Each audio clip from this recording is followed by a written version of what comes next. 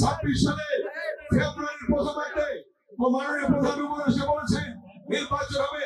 সেই নির্বাচনে আগামী 3 মাস আছে। এই 3 মাস মধ্যে নির্বাচন হবে। আপনারা ব্যারিস্টার ইরফান ইবনে নবীকে ধানের শীষে ভোট দিয়ে নির্বাচিত করবেন ইনশাআল্লাহ।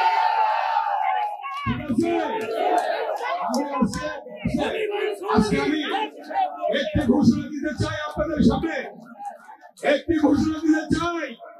আজকে বিএনপি জনগণের দল, বিএনপি জনগণের দল এই রোহিতপুর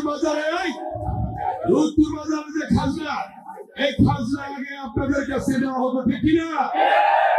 গত পিরিয়ডে যখন বিএনপি ক্ষমতা ছিল আমি খাজনা মাফ করে দিয়েছিলাম, ঠিক কিনা?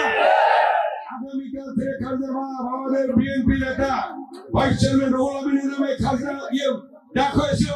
রুহুল আমিনকে আমি বলছি যে কয় টাকা আছে আমরা বিএনপি নেতারা সেই টাকা দিয়ে দিব। রুহুল আমিন বলছে কোনো টাকা লাগবে না, আমি নিজেই দিয়ে দিব।